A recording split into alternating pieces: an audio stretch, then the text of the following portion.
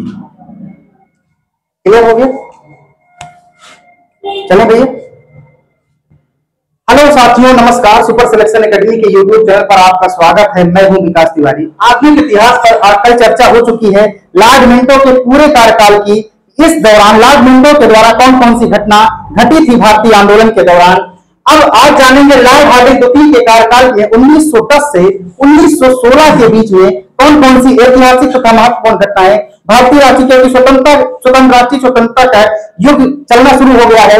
लोगों के बीच में कांग्रेस दो भागों में बंट चुकी है। उदारवादी और उग्रवादी के बीच में, गरम दल और नरम दल के बीच में बंटवारा हो चुका है। उग्रवादी राष्ट्रीय भारत को स्वतंत्र कराने के लिए अपने तरीके से आंदोलन चला रहे हैं तथा गरम दल अर्थात जो नरम दल के लोग हैं, जिसको उदारवादी कहा गया है, अपने तरीके से भारतीय राष्ट्रीय आंदोलन को आकर्षित कर रहे हैं अर्थात आगे की ओर बढ़ा रहे हैं। और इसी बीच में 1906 ईस्वी में मुस्लिम लीग भी स्थापित हो चुकी है। मुस्लिम लीग के द्वारा अपने लिए अभी राष्ट्र की मांग नहीं की गई है, केवल और केवल भारतीय परिषद की जो स्थापना की गई है 1892 में बता चुके हैं। चुनाव की पहली बार घोषणा हो जाती है, चुनाव में लोगों को मतदान देने का अधिकार भी मिल जाता है। केवल इतनी मांग की गई है कि हमें हिंदुओं से पृथक केवल निर्वाचक मंडल दे दीजिए, अर्थात जो भारतीय परिषद है इसमें केवल हमारे मुस्लिम मतलब मुस्लिमों के द्वारा चुने हुए व्यक्ति ही कहां पहुंचे, परिषद में पहुंचे। जब हमारे द्वारा चुने हुए मुस्लिम संगठन के व्यक्ति परिषद में जाएंगे तब अंग्रेजी सरकार के समक्ष मुस्लिमों के हित में बातें रखने में सक्षम होंगे। कौन मांग कर रहे हैं? मुस्लिम लीग के द्वारा। यही कारण है कि 1909 ईस्वी में कल बताए थे मार्ले मिंटो के द्वारा भारतीय परिषद में जो अगला जो है अधिनियम आया था, उस अधिनियम में मुस्लिमों के लिए अलग से आरक्षण की व्यवस्था करते हुए पृथक निर्वाचक मंडल की मांग ली गई थी। और अमृतसर अधिवेशन में 1908 ईस्वी में बंगाल विभाजन की सहायता करते हुए, बंगाल विभाजन का समर्थन करते हुए मुस्लिम लीग ने भी कह दिया था कि हमें पृथक निर्वाचक मंडल चाहिए, मतलब हिंदुओं से अलग हमें एक जो है अपने लिए प्रतिनिधित्व चाहिए। कहां पर? भारतीय परिषद में। ये बात क्लियर हो गई। अभी द्वैध शासन की शुरुआत नहीं हुई है, वो 1919 में आगे बताएंगे। यहां पर देखिए जो लॉर्ड हार्डिंग द्वितीय लिखा हुआ है, लॉर्ड हार्डिंग से नाम से 1844 ईस्वी में एक लॉर्ड हार्डिंग के नाम से एक गवर्नर जनरल इसके पहले आए थे। यही कारण था कि दोबारा जब लॉर्ड हार्डिंग के नाम से फिर से कोई गवर्नर बन के आया तो सेम नाम होने के कारण इसके नाम के आगे द्वितीय शब्द जोड़ दिया गया है। एक मिनट भैया बंद करो।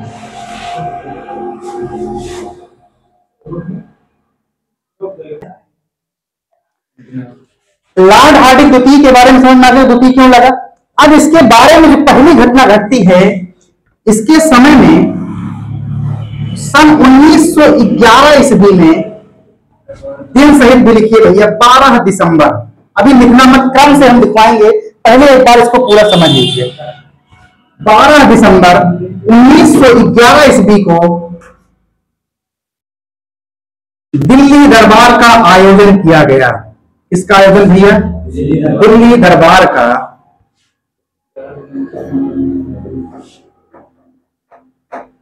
आयोजन किया गया। दिल्ली दरबार का आयोजन क्या इसके पहले भी बता चुके हैं किसके कार्यकाल में हुआ है भैया? मतलब कुछ भी नहीं पढ़ रहे हो। सन 1877 ईस्वी में महारानी विक्टोरिया के स्वागत में पहली बार दिल्ली दरबार का आयोजन किया गया था। उसी समय महारानी विक्टोरिया को कैसरे ए हिंद की उपाधि दी गई थी, बताए थे। आज फिर वही काम हो रहा है। इसका मतलब लॉर्ड हार्डिंग के कार्यकाल में पहली बार ना होकर दूसरी बार दिल्ली दरबार का आयोजन किया जा रहा है। इसके पहले भी हो चुका 1877 में, कोई दिक्कत। पूरी बात को रिलेट करते चलना, इतिहास है ये, नहीं फिसलता बहुत जल्दी है भैया। क्यों किया गया है? उस समय महारानी विक्टोरिया के स्वागत में किया गया था। इस समय विक्टोरिया जा चुकी है स्वर्ग की ओर। इनके बाद दूसरे राजा बनेंगे, वहां चुनाव तो हो नहीं रहा है, पैतृक शासन चल रहा है। इसका मतलब उनके बेटे के द्वारा शासन किया गया। उनका नाम क्या था? सम्राट, ब्रिटेन के सम्राट, ब्रिटेन के सम्राट जॉर्ज पंचम तथा इनकी ही महारानी नहीं भाई, विक्टोरिया की मम्मी है तो रानी कैसे बन जाएंगी? महारानी मेरी, महारानी मेरी के भव्य स्वागत के लिए, भव्य स्वागत के लिए किसका आयोजन किया जा रहा है? दिल्ली दरबार का आयोजन किया जा रहा है। उद्देश्य क्या था? जॉर्ज पंचम और महारानी मेरी का भारत में स्वागत। अच्छा, आगमन क्यों हुआ? भारत में बंगाल विभाजन के बाद 1905 ईस्वी में जब कर्जन ने इसका विभाजन कर दिया था, इसके बाद भारत में मुस्लिम और हिंदुओं के मध्य लगातार विवाद तथा दंगा की स्थिति उत्पन्न हो गई, अर्थात भारत धीरे धीरे दो धर्मों में विभाजित होने लगा। यह स्थिति क्यों उत्पन्न हुई? क्योंकि लॉर्ड कर्जन जाने के बाद लगभग 6 वर्ष बीत चुके हैं। 6 वर्षों में आंदोलन धीरे धीरे गर्म और नरम पंथियों के बीच चरम होता चला गया। इसी स्थिति में जब गवर्नरों से यह कार्यकाल भारत का संभाल नहीं पाया, तो इसी को सुलझाने के लिए किसका आगमन हुआ? जॉर्ज पंचम और महारानी मेरी। कौन है ये? ब्रिटेन के सम्राट। जब अगर छोटे अधिकारी से कोई भी आंदोलन नहीं थमता है, तो बड़े अधिकारियों को उस आंदोलन में सम्मिलित होकर के उसे जो है समझाने का प्रयास करते हैं, या तो भीड़ को समझाकर या बुझाकर, या फिर आंदोलन को दमनकारी नीति का प्रयोग करते हुए दबाने का प्रयास किया जाता है। यही होता है, आज भी यही स्थिति है, पहले भी यही स्थिति रही है, ये अंग्रेजों के द्वारा भी किया गया है। आगे बढ़े। महारानी दिल्ली दरबार का आयोजन हुआ। इस दिल्ली दरबार में सर रविंद्रनाथ टैगोर द्वारा इनके स्वागत में हमारा जो आज के समय में राष्ट्रगान है, जन गण मन अधिनायक, इसी को पहली बार इनके स्वागत में कहां गाया जा रहा है? कलकत्ता में। कहां गाया जा रहा है भैया? कलकत्ता में। उस समय कांग्रेस के इस अधिवेशन की अध्यक्षता कौन कर रहा है? पंडित। कांग्रेस के कलकत्ता अधिवेशन में, अच्छा ये बताइए कलकत्ता में ही क्यों गए जॉर्ज पंचम महारानी मेरी? क्यों गए? आज के समय में जब कोई किसी विदेशी जो है, जैसे अगर कोई मिलने आते हैं प्रधानमंत्री किसी के, या राष्ट्रपति किसी राष्ट्राध्यक्ष किसी अन्य देशों के भारत में, तो कहां आते हैं? राजधानी में आते हैं। उस समय ब्रिटिश सरकार के समय राजधानी कहां है भैया? कलकत्ता में। तो अगर कोई विदेशी, चाहे सम्राट या कोई विदेशी अन्य कोई नेता आएंगे तो कहां आएंगे? कलकत्ता में। इसीलिए ये कांग्रेस का अधिवेशन कहां हो रहा है? कलकत्ता में। क्लियर हो गया? कलकत्ता ही क्यों आए, ये बात क्लियर हो गई ना? समझते चलना भैया। कांग्रेस के कलकत्ता अधिवेशन में सर रविंद्रनाथ टैगोर जी द्वारा, रविंद्रनाथ टैगोर द्वारा रचित, अभी ये राष्ट्रगान नहीं बना हुआ है, जन गण मन अधिनायक, जन गण मन अधिनायक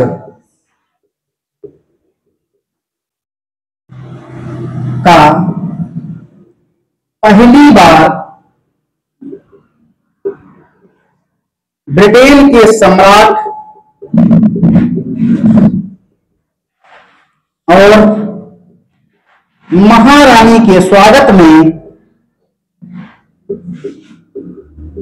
महारानी के स्वागत में गाया गया। उस समय भैया ये जन गण मन अधिनायक क्यों कहा गया? मतलब पूरे भारत के आप ही जन हैं, गण हैं, अर्थात पूरे जो लोग यहाँ पर बसे हुए हैं इनके आप क्या है? अधिनायक हैं। अर्थात पूरे भारत भाग्य विधाता, पूरे भारत के क्या हैं आप? भाग्य विधाता। अर्थात पूरे भारत में रहने वाले लोगों के आप क्या हैं? भाग्य का निर्माण करने वाले हैं। अर्थात जो भी नियम कानून बनाया जा रहा है, कौन बना रहे हैं? भारत के सम्राट के द्वारा बनाया जा रहा है। लागू कौन करवा रहा है? इन्हीं के द्वारा नियुक्त इनका वाइस राय, अर्थात जो इस नियम को लागू करवा रहा है, अर्थात उपराजा। राजा कहां बैठा हुआ है? ब्रिटेन में। उसी का वाइस राय, क्योंकि 1858 के चार्टर अधिनियम के तहत लॉर्ड गवर्नर जनरल को समाप्त करते हुए क्या बना दिया गया था? वाइस राय। ये बात क्लियर हो गई है? इस वाइस राय के माध्यम से सम्राट क्या कर रहा है? भारत पर राज कर रहा है। इसी वाइस राय, इसीलिए डॉक्टर इनके द्वारा सर रविंद्रनाथ टैगोर जी के द्वारा कहा गया कि आप पूरे भारत के क्या हैं? भाग्य विधाता हैं। अर्थात पूरे जितने भारत के लोग हैं, हम आपको अपनी आत्मा अर्पित करते हैं आपके स्वागत में, हमारा भी भला चाहिए। क्लियर हो गई? इस समय पूछता है हुएगा क्वेश्चन, ये जो गाया गया है जनगण मन अधिनायक, इस समय कांग्रेस की अध्यक्षता किसके द्वारा की जा रही थी? इस अधिवेशन की अध्यक्षता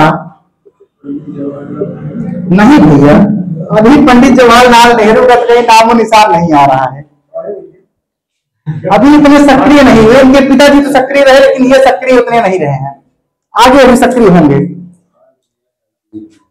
अध्यक्षता कौन कर रहे हैं? पंडित बिशन नारायण दत्त। 1911 ईस्वी में कलकत्ता अधिवेशन में रविंद्रनाथ टैगोर के द्वारा रचित पहली बार जनगण मन अधिनायक गाया गया। इस समय इसकी अध्यक्षता पंडित बिशन नारायण धर के द्वारा की गई। इस क्वेश्चन को भूलना मत। क्लियर हो गया? किसके स्वागत में? ब्रिटिश सम्राट और साम्राज्ञी के स्वागत में। क्लियर हो गई? इसी समय क्या हुआ, अब इसी के बाद इनका स्वागत होने के बाद दोनों देशों के बाद जब सम्राट आए हैं और लॉर्ड गवर्नर के द्वारा बांटो और राज करो की नीति चल रही है, तो भारत के लोग क्या करेंगे? सम्राट से अपनी अभिप्राय जरूर बताएंगे। बताने के बाद उन्होंने क्या बताया कि भारत में आपके द्वारा नियुक्त जो वाइसराय हैं, ये बांट दिए हैं भारत को। क्या कर दिए हैं? पूरे भारत को बांट करके राज करने की नीति के तहत पूरे भारत में एक आंदोलन का रूप दे दिए हैं, जिसके कारण हमारे जो गुट बने हुए हैं उन गुटों में भी फूट पड़ चुकी है एक राष्ट्रीय स्वतंत्रता की चाहत में। क्लियर हो गई? तो बताए हमने क्या बनाया भारतीयों के द्वारा कि कहा गया कि पहली बार उन्होंने क्या कर दिया है? बंगाल का विभाजन कर दिया गया है, और बंगाल को विभाजन करने से मुस्लिम और हिंदुओं में जो एकता की भावना थी राष्ट्र के प्रति, वो समाप्त हो गई है। इसको सुनने के बाद ब्रिटिश सम्राट और जॉर्ज पंचम तथा महारानी मेरी, जॉर्ज पंचम के द्वारा घोषणा की गई कि इसी समय तत्काल प्रभाव से हम बंगाल विभाजन के घोषणा को रद्द करते हैं। पहला काम क्या किया इन्होंने? बंगाल विभाजन को रद्द कर दिया गया।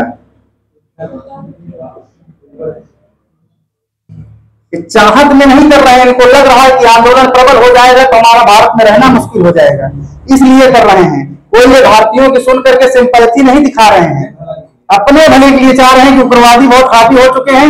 बीच में 2-3 घटनाएं 1908 में कल दिखा चुके हैं, हो चुकी हैं, इसलिए चाह रहे हैं कि ठीक है हमारे गवर्नरों के द्वारा गलती हुई है, इसे हम सुधार के चले जाते हैं, इसलिए ऐसा काम कर रहे हैं। दूसरा काम किए कि जिस बंगाल विभाजन को अकर्जन के द्वारा अलग किया गया था, उसे को 2 पार्टों में बांट दिया।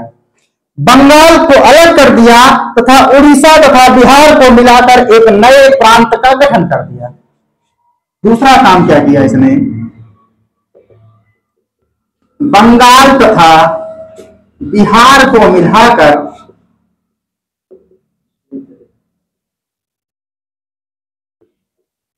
एक नए प्रांत का गठन कर दिया।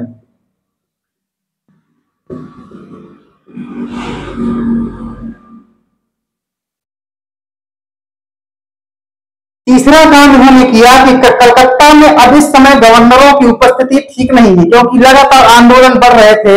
एक नए राजधानी की खोज में लॉर्ड ब्रिटेन के सम्राट जॉर्ज पंचम द्वारा भारत की राजधानी कलकत्ता से हटाकर कहां कर दी गई? दिल्ली हस्तांतरित कर दी गई, और 1 अप्रैल 1912 ईस्वी से परमानेंट राजधानी कहां बन गई? दिल्ली। अभी तक घोषणा हो रही है 1911 में, लेकिन 1911 में ही दिल्ली राजधानी नहीं बनी। अनाउंस होना और लागू करने दोनों में समय होता है। तीसरी बात क्या हुई? भारत की राजधानी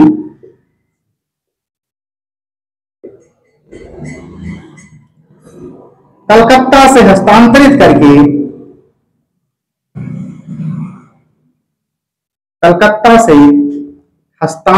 करके कहां ले चले गए भैया? दिल्ली ले जाई गई। तो दिल्ली भारत की राजधानी कब बनी? प्रश्न पूछता है। तो दिल्ली भारत की राजधानी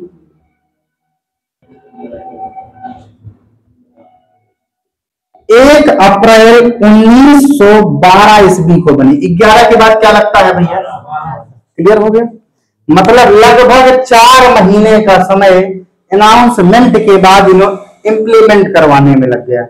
मतलब 4 महीने बाद इनको लगा कि अब ट्रांसफर कर दें। क्लियर हो गया? ये बात तो हो गई कब की? 1911 की घटना।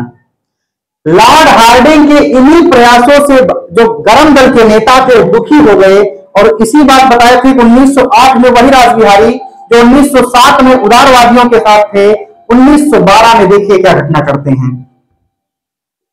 सन 1912 ईस्वी में रासबिहारी बोस के नेतृत्व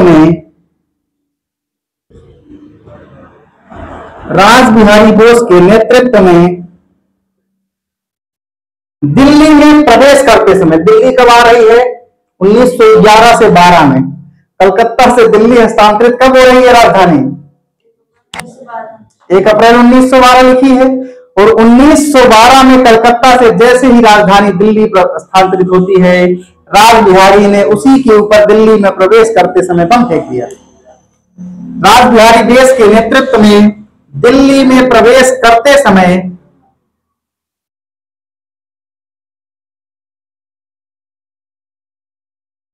लॉर्ड हार्डिंग द्वितीय के ऊपर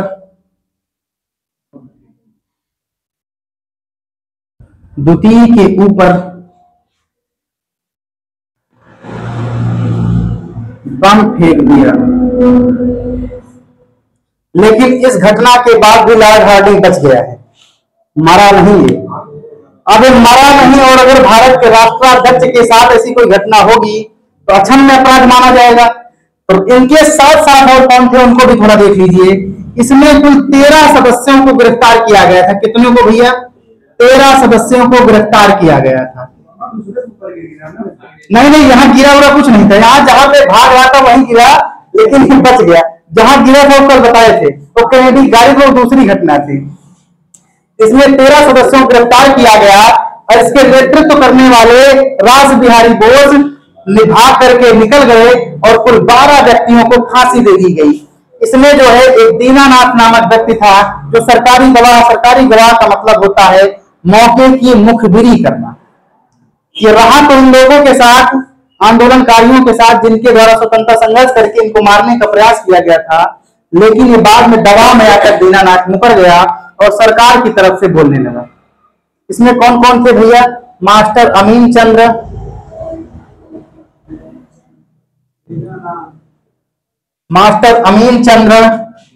दीनानाथ, नाम बड़ा अच्छा है लेकिन काम बहुत बुरा किया है भारतीयों के साथ इसने।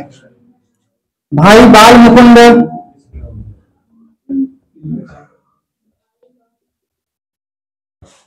आदि लोगों को गिरफ्तार कर लिया गया था, जिसमें रासबिहारी बोस जो इस आंदोलन का नेतृत्व कर रहे थे, ये अंग्रेजों के चंगुल से बचकर भाग निकले।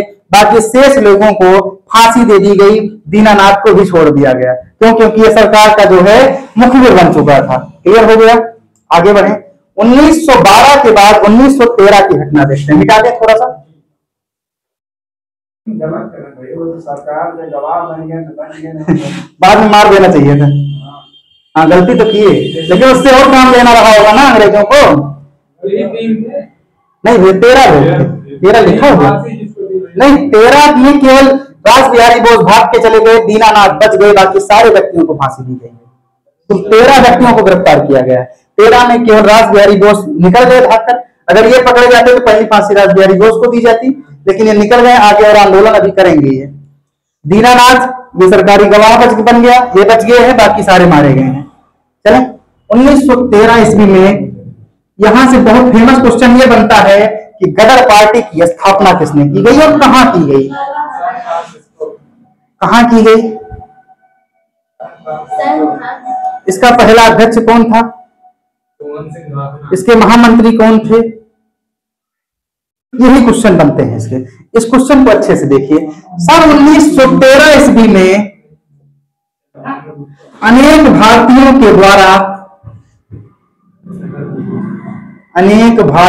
के द्वारा लाला हरदयाल के नेतृत्व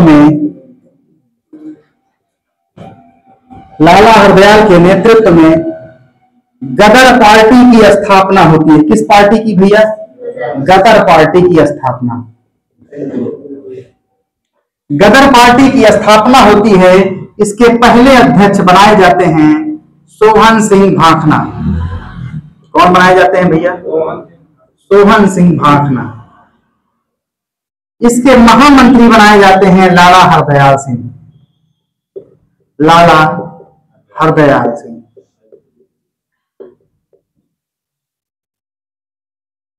गदर पार्टी ने 1 नवंबर 1913 ईस्वी को अपने पहला समाचार पत्र प्रकाशित किया जो उर्दू भाषा में था। उर्दू भाषा में प्रकाशित होने के साथ इसमें क्या लिखा जाता था, अर्थात कहाँ, एक चीज पे इसकी स्थापना नहीं लिखी हुई है। इसकी स्थापना कहाँ हो रही है भैया, सैन फ्रांसिस्को में। सैन फ्रांसिस्को में 1 नवंबर 1913 ईस्वी को इसका पहला समाचार पत्र गदर के नाम से प्रकाशित होता है। और इस गदर में अंग्रेजों के खिलाफ जितनी भी गलत तरीके से भारतीयों के ऊपर जुर्म किए जाते थे, अर्थात अंग्रेजी राज का काला चिट्ठा लिखा जाता था। क्या छपता था, अंग्रेजी राज का काला चिट्ठा छपता था। और 1913 ईस्वी में दिसंबर महीने में 1 नवंबर 1913 को पहली बार प्रकाशन हो रहा है गदर का, गदर नामक समाचार पत्र का। तो वो किस भाषा में है, उर्दू भाषा में। किस भाषा में, उर्दू भाषा में। आगे चलकर दिसंबर महीने में यही भाषा गुरुमुखी लिपि में छपने लगा, क्योंकि लाला हरदयाल सिंह का संबंध कहां से है, पंजाब से है।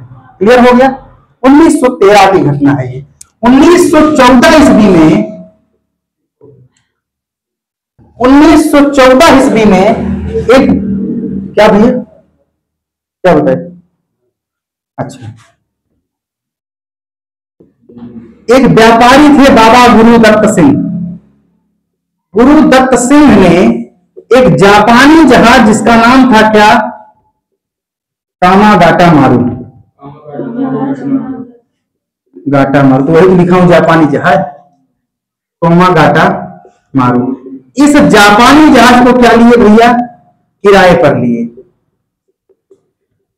किराए पर लिए और इसमें कुल कितने यात्री सवार थे, लगभग 351 यात्री सवार थे। 351 यात्रियों से सवार एक कामागाटा मारू जहाज जब बजबज नामक हुगली के निकट बजबज नामक बंदरगाह पे पहुंचा, इसकी अंग्रेजों और भारतीयों के बीच में तलाशी, भाई कुछ चीज पहुंचती है आज भी मेट्रो स्टेशन तलाशी ली जाती है, तो तलाशी के दौरान भारतीय और अंग्रेजों के मध्य में संघर्ष हुई। इस संघर्ष के दौरान इसमें कुछ लोग मारे गए तथा कुछ घायल हो गए और एक कामागाटू जहाज जिस लक्ष्य के लिए व्यापार करने के लिए जा रहा था वहां तक पहुंचा ही नहीं। 1914 ईस्वी में और एक घटना घटती है, प्रथम विश्व युद्ध का आगमन होता है। मिटाएं आगे।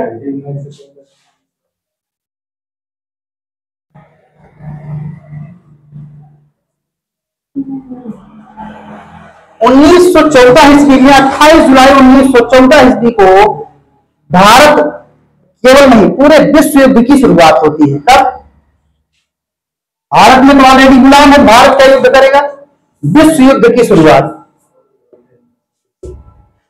और ये कैसा विश्व युद्ध है भैया, प्रथम विश्व युद्ध। कैसा युद्ध है भैया, प्रथम विश्व युद्ध। कब शुरुआत हो रही है इसकी, 28 जुलाई 1914 ईस्वी में। इसका क्या कारण रहा शुरुआत होने का, भाई अगर इंग्लैंड एक तरफा राज करते हुए देशों पर कब्जा कर रहा है तो इसके साथ साथ एक जर्मनी में हिटलर नामक भी व्यक्ति तानाशाह उत्पन्न हुआ है, वो भी अपना सत्ता का लोभी। इसमें हुआ क्या था, प्रथम विश्व युद्ध की शुरुआत होने का कारण है ऑस्ट्रिया द्वारा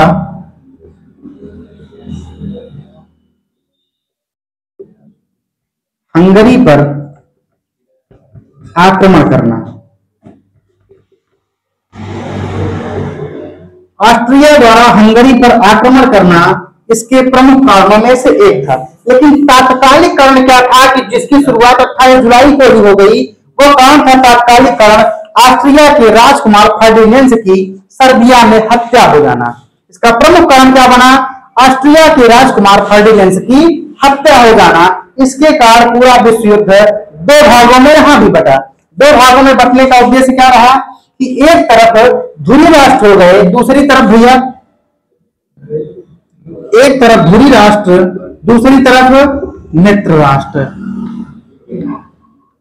दो तरफ विश्व युद्ध में देश बट गए, पूरे विश्व के देश। धुरी राष्ट्रों का नेतृत्व जर्मनी कर रहा था तथा मित्र राष्ट्रों का नेतृत्व इंग्लैंड कर रहा था। ठीक, तो धुरी राष्ट्रों के साथ केवल एक देश अकेला जर्मनी तो रहेगा ना। जर्मनी के साथ साथ और कौन से देश थे, जर्मनी ने किसका साथ दे दिया, हंगरी का। इसका मतलब इसके साथ साथ कौन से देश आ गए? जर्मनी, इटली, हंगरी और ऑस्ट्रिया। ये कौन से देशों में आ गए भैया? धुरी राष्ट्र में। मित्र राष्ट्र में कौन से आ गए? जो आज की महान शक्तियां हैं वर्तमान में, जितने भी विश्व की महान शक्तियां, महान देश हैं, जिनके पास सब कुछ है, वो कहां थे? मित्र राष्ट्रों के साथ थे। कौन कौन से भैया? रूस, फ्रांस, यूएसए लिख दें, केवल एक संयुक्त राज्य अमेरिका पूरा लिखें, समझना जाएगा ना। यूएसए तथा इंग्लैंड, क्या आज इनके पास सब कुछ है? यही महान शक्तियां उस समय भी एकत्रित हो गई थी और मित्र राष्ट्र और ध्रुव राष्ट्रों के बीच में संघर्ष हुआ। परिणाम क्या हुआ? 1918 में युद्ध समाप्त हुआ और वर्साई की संधि के तहत समाप्त होता है और जर्मनी को हर जाने के तहत जुर्माना भरना पड़ता है। क्लियर हो गया? इतनी घटना लिखते हैं। 1915 की घटना बहुत ज्यादा है, तो प्रकाश बाद में डालते हैं, पहले इतना लिखवा देते हैं। 1915 ईस्वी में इसी 1914 के युद्ध में भाग लेने के लिए, क्योंकि वो एक युद्ध में एक वर्ष में समाप्त नहीं हुआ है, 1914 से कब तक समाप्त हो रहा है? 1918 ईस्वी तक। इसका इसी बीच 1915 ईस्वी में गांधी जी 1893 ईस्वी को दक्षिण अफ्रीका में शेख अब्दुल्ला की वकालत करने के लिए दक्षिण अफ्रीका गए थे। अब 1915 ईस्वी में गांधी जी का आगमन हो रहा है। कहां? भारत में। आते ही पहली बार तिलक और गांधी जी पूरे भारत में घूम घूम कर जो युवा पीढ़ी थी उसे सेना में भर्ती होने के लिए प्रोत्साहित किए तथा धन तथा सेना को एकत्रित किसके लिए कर रहे हैं? ब्रिटिश की तरफ से विश्व युद्ध में लड़ने के लिए। ब्रिटिश कहां है? मित्र राष्ट्रों के साथ, क्योंकि इन्होंने आश्वासन दिया था कि जब हम प्रथम विश्व युद्ध को, कौन आश्वासन दे रहा है? इंग्लैंड आश्वासन, ब्रिटिश सरकार आश्वासन दे रही है कि जब हम प्रथम विश्व युद्ध को जीत लेंगे तो जीतने के बाद भारत को स्वतंत्र करने का आश्वासन नहीं दिया था, तुम्हें डोमिनियन स्टेट का दर्जा दे देंगे। डोमिनियन स्टेट का मतलब होता है अधिराज्य। अधिराज्य का मतलब संप्रभुता तुम्हें नहीं मिलेगी। संप्रभुता किसकी रहेगी? ब्रिटिश की रहेगी। लेकिन शासन करने का अधिकार, जिस तरह वाइस राय है, वाइस राय कौन है? ब्रिटिश सरकार के अधीन नियुक्त क्या है? गवर्नर जनरल है। उसी तरह संप्रभुता ब्रिटिश की रहेगी भारत में, लेकिन ब्रिटिश सरकार के अधीन भारत में डोमिनियन स्टेट का मतलब होता है अधिराज्य। मतलब तुम स्वतंत्र नहीं होगे, लेकिन हमारे अधीन आप राज कर सकते हो, अपनी शासन सत्ता चला सकते हो। इन्होंने कहा था डोमिनियन स्टेट का दर्जा तुम्हें दे देंगे। लेकिन युद्ध समाप्त हुआ और इसी की बात मान करके महात्मा गांधी ने इंग्लैंड की सहायता के लिए पूरे भारत में घूम घूम कर भ्रमण करके ब्रिटिश सरकार के लिए सेना तथा धन को एकत्रित किया। कौन कौन? दो लोग, बाल गंगाधर तिलक और महात्मा गांधी। बाल गंगाधर तिलक उग्रवादी नेता हैं। महात्मा गांधी आने के बाद किस दल में शामिल हो गए? उदारवादी। लेकिन बाल गंगाधर तिलक को भी लगा कि जब हमें इतना बढ़िया आश्वासन मिल रहा है तो ज्यादा मारकाट करने से अच्छा है कि इनकी एक बात मान लेते हैं, अगर युद्ध समाप्त होगा हमें डोमिनियन स्टेट मिल जाएगा, फिर बाद में स्वतंत्रता के लिए संघर्ष कर लेंगे, भले कुछ तो मिले। लेकिन ये तो इनका केवल छलवा था, छलावा करके केवल काम निकालने थे। और यही परिणाम हुआ कि जब घूम घूम करके, जैसे आज की स्थिति में अगर कोई काम किसी का 5-6 लोगों करवा दो तो उसे एक दलाल के रूप में संज्ञा दी जाती है। यही कारण रहा कि उस समय जब युवाओं को भर्ती करवाने के लिए महात्मा गांधी ने गांव का भ्रमण करके युवाओं को प्रोत्साहित किया, तो गांव के जो युवा थे इन्हें भर्ती कराने वाला सार्जेंट कह दिए। सार्जेंट मतलब दलाल। एक प्रकार से महात्मा गांधी क्या संज्ञा मिल गई? सार्जेंट की, भर्ती कराने वाला, अंग्रेजी की तरफ से दलाल की संज्ञा मिल गई। इसी युद्ध के बाद 1915 ईस्वी में युद्ध चल रहा है। ब्रिटिश सरकार इनसे खुश होकर के, क्योंकि ये काम किसके लिए कर रहे हैं? ब्रिटिश सरकार को युद्ध में लड़ने के लिए सैनिक और धन दोनों दे रहे हैं, तो काम अगर ब्रिटिश सरकार का करोगे तो जरूर होगी। 1915 ईस्वी में 1877 ईस्वी में जो कैसरे हिंद की उपाधि विक्टोरिया को मिली है, वही कैसरे हिंद की उपाधि महात्मा गांधी को अंग्रेजी सरकार के द्वारा 1915 ईस्वी में किसको प्रदान की जा रही है? महात्मा गांधी को। 1915 में आ रहे हैं, 1915 में कैसरे हिंद की उपाधि मिल जा रही है। क्यों? क्योंकि सीधा सीधा इन्होंने राजा का सपोर्ट किया है, सेना का सपोर्ट। अगर सेना किसी को दे दोगे तो तुम्हें कैसरे हिंद की उपाधि तो मिल ही जाएगी। क्लियर हो गया? ये 1915 की घटना है भैया। 1916 ईस्वी में धीरे धीरे स्थिति सामान्य होती रही, तो कुलाधिपति, एक शब्द जो आज की स्थिति में देखते हो कि जितने भी राज्य में जितने भी यूनिवर्सिटी होंगी, चाहे एक राज्य की जितनी भी यूनिवर्सिटी होगी, उस राज्य का कुलपति और कुलाधिपति दो अलग अलग हैं। कुलपति की नियुक्ति राज्यपाल करता है, लेकिन पूरे यूनिवर्सिटी की अपने राज्य के अधीन जितनी भी यूनिवर्सिटी आएंगी उस राज्य का कुलपति कौन होगा? राज्यपाल होगा। वर्तमान में उस समय कुलाधिपति शब्द का उपयोग करते हुए जितने भी यूनिवर्सिटी भारत में थी पहली बार लॉर्ड हार्डिंग द्वितीय पूरे यूनिवर्सिटी का क्या बन गया, कुलाधिपति बन गया। कब, 1916 ईस्वी में। इसका कार्यकाल कब से कब तक है, 10 से 16 के बीच में। इसकी पूरी घटना का जिक्र हो गया है। अब इसे क्रम से लिख लीजिए, लिखिए। चलिए भैया शुरुआत करते हैं। इसी पॉइंट में कोई दिक्कत तो नहीं समझने में भैया, नहीं है? किसी घटना का कोई जिक्र छूट गया हो तो बता दीजिएगा, नहीं तो अब लिखना शुरू करिए। देखिए, लॉर्ड हार्डिंग के कार्यकाल में ही, लॉर्ड हार्डिंग के कार्यकाल में ही, इसको लिखा रहने, लॉर्ड हार्डिंग के कार्यकाल में ही, लॉर्ड हार्डिंग के कार्यकाल में ही ब्रिटेन के सम्राट जॉर्ज पंचम एवं महारानी मेरी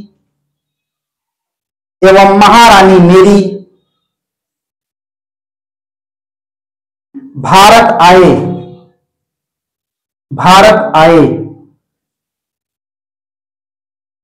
और इन्हीं के स्वागत के लिए दिल्ली में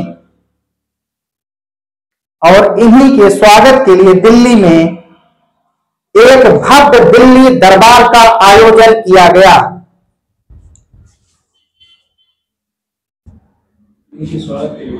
इनके स्वागत के लिए दिल्ली में एक भव्य दिल्ली दरबार का आयोजन किया गया।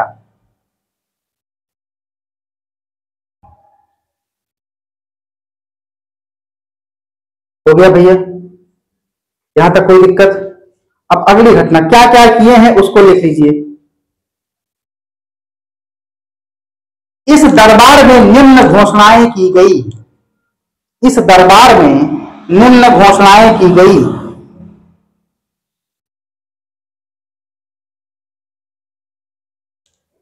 हो गया भैया?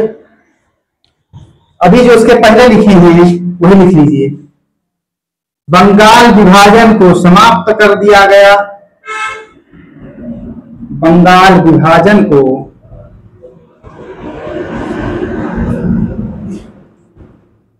समाप्त कर दिया गया, पहला काम किया गया।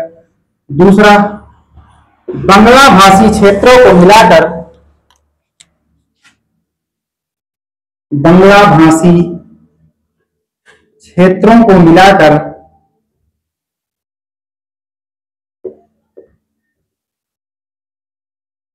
एक अलग प्रांत बनाया गया।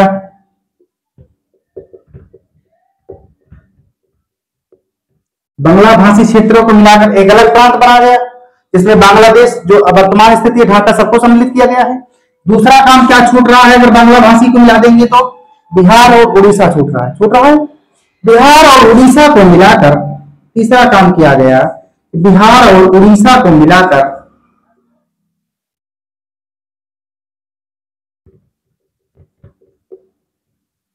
एक नए प्रांत का गठन किया गया। ये तीसरा काम हो गया। चौथा काम हो रहा है, भारत की राजधानी,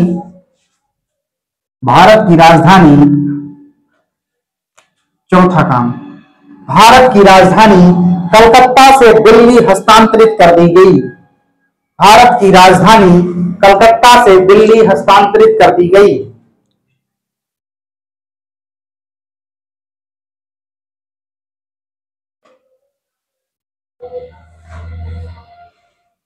यही भैया नोट डाल के लिख लेना ताकि सदा के लिए याद रहे। दिल्ली भारत की राजधानी, दिल्ली भारत की राजधानी 1 अप्रैल 1911 ईस्वी को 1912 ईस्वी को बनी। दिल्ली भारत की राजधानी 1 अप्रैल 1912 ईस्वी को बनी।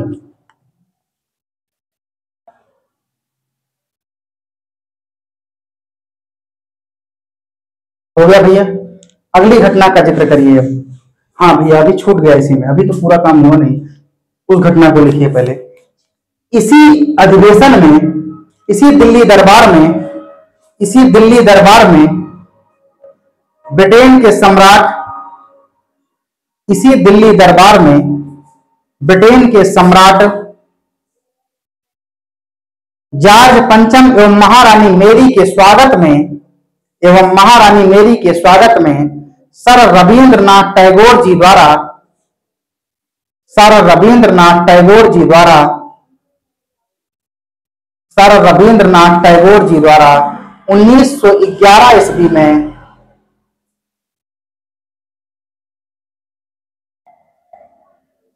1911 ईस्वी में पहली बार जनगण मन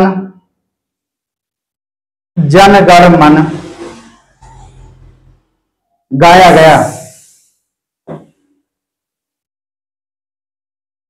गया जो बाद में भारत का राष्ट्रगान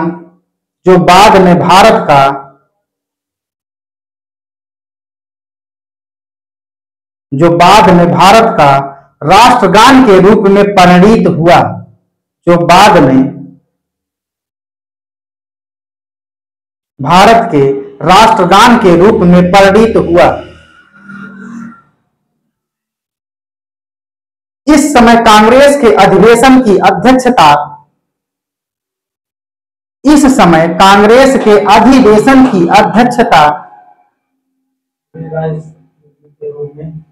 परिणित हुआ। भैया परिणित मतलब सफल हुआ, परिणित ये लिखा है, परिणित हुआ। इस समय कांग्रेस के अधिवेशन की अध्यक्षता पंडित बिशन नारायण धर ने की। नहीं लिख पाना तो बताना, अभी लिख के आए हैं भैया सारी बातें। पंडित हो सकता है लिखा होने मिटा दिए होंगे। पंडित बिशन नारायण धर, कांग्रेस के अधिवेशन की अध्यक्षता पंडित बिशन नारायण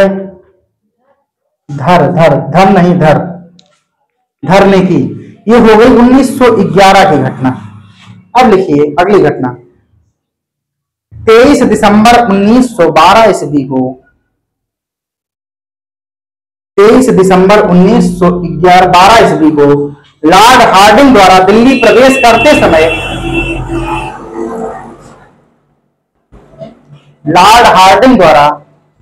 दिल्ली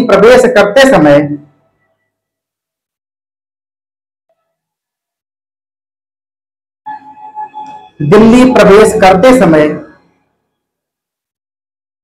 रास बिहारी बोस के नेतृत्व में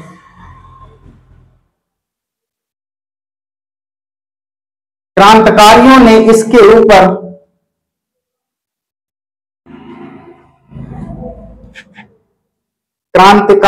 इसके ऊपर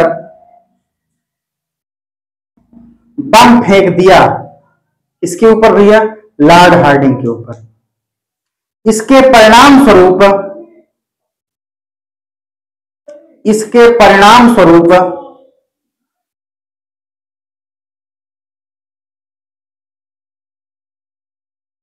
परिणाम स्वरूप 13 व्यक्तियों को गिरफ्तार कर लिया गया।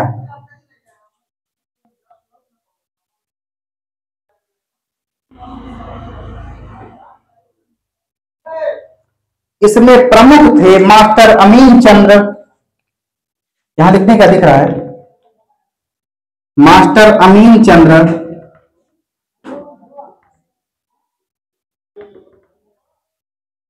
दीनानाथ, बसंत कुमार, भाई बाल मुकुंद, कम चल रही है, भाई बाल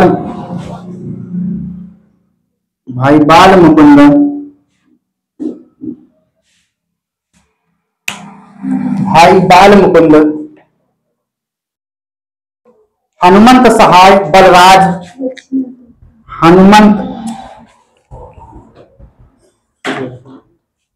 हनुमंत सहाय बलराज आदि क्रांतिकारी नेता सम्मिलित थे। दीनानाथ दबाव में आकर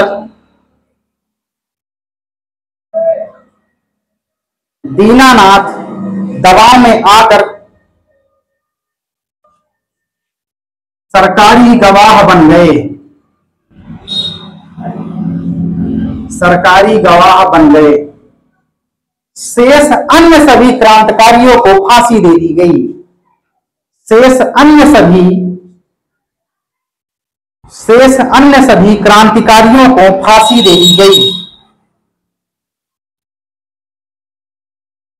शेष अन्य सभी क्रांतिकारियों को फांसी दे दी गई। अगली लाइन से लिखिए, 1 नवंबर 1913 ईस्वी को 1 नवंबर 1913 ईस्वी को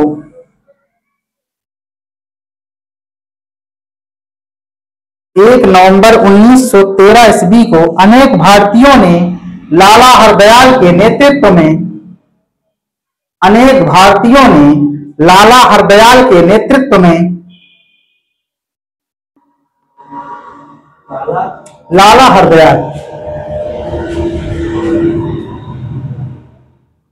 लाला हरदयाल के नेतृत्व में सैन फ्रांसिस्को में गदर पार्टी की स्थापना की। लिखा हुआ भैया ये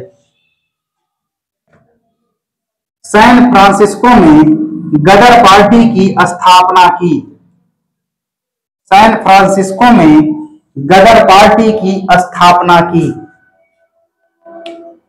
गदर पार्टी की स्थापना की। इसके पहले अध्यक्ष सोहन सिंह भाखना को बनाया गया, इसके पहले अध्यक्ष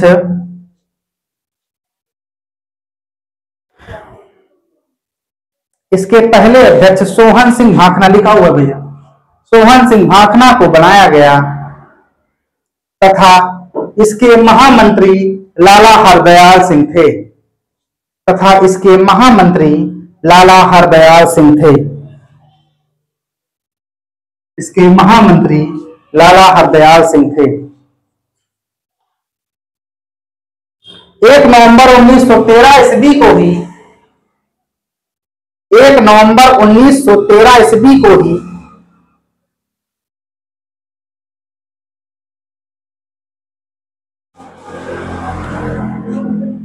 1 नवंबर 1913 ईस्वी को ही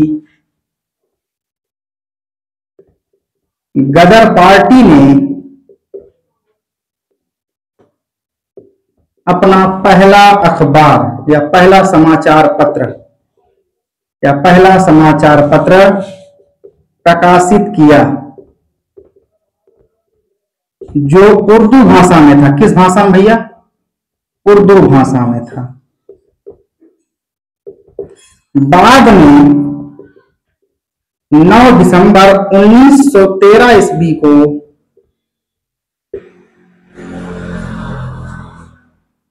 इसे गुरुमुखी लिपि में छापा जाने लगा। इसके प्रथम पृष्ठ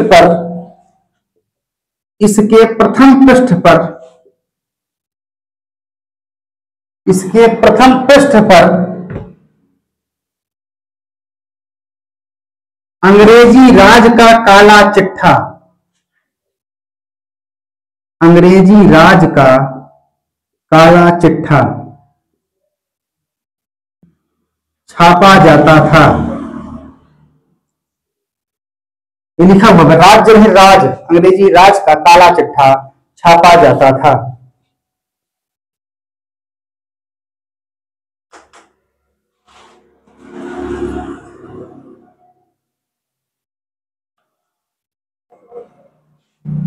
चले भैया, अच्छा रुके। 13 के बाद अगली घटना कौन होगी? 14 में कितनी घटना बताए हैं? तो एक कामागाटा मारूफ घटना घटेगी, दूसरी प्रथम विश्व युद्ध की शुरुआत होगी। चले, नहीं दिख रहा, साइड हो जाते हैं। सन 1914 ईस्वी में, नीचे दिख रहा है कि नहीं? सन 1914 ईस्वी में बाबा गुरदत्त सिंह ने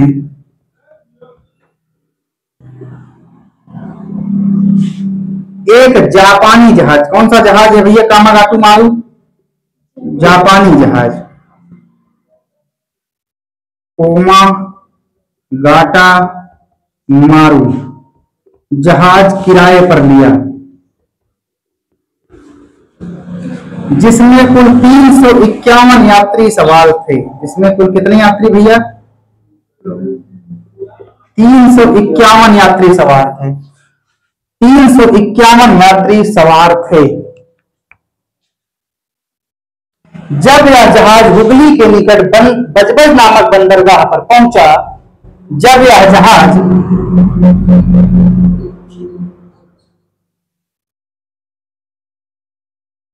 हुगली के निकट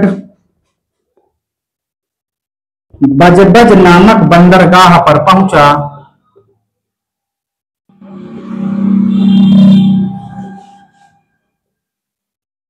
तो तलाशी के दौरान संघर्ष उत्पन्न हो गया। तलाशी के दौरान संघर्ष की स्थिति उत्पन्न हो गई। तो तलाशी के दौरान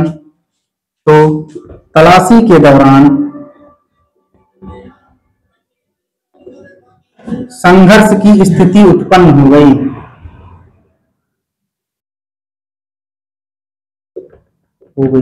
और इस संघर्ष में 18 व्यक्ति मारे गए तथा 25 व्यक्ति घायल हो गए। इस संघर्ष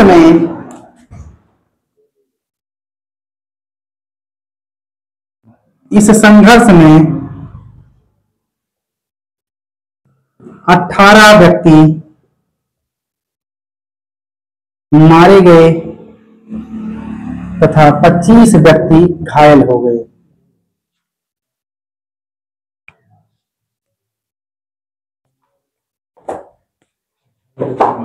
18 व्यक्ति मारे गए तथा 25 व्यक्ति घायल हो गए।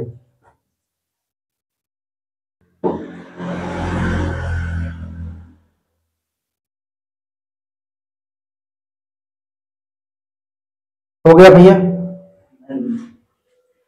बड़ा विलंब कर रहे हो यार।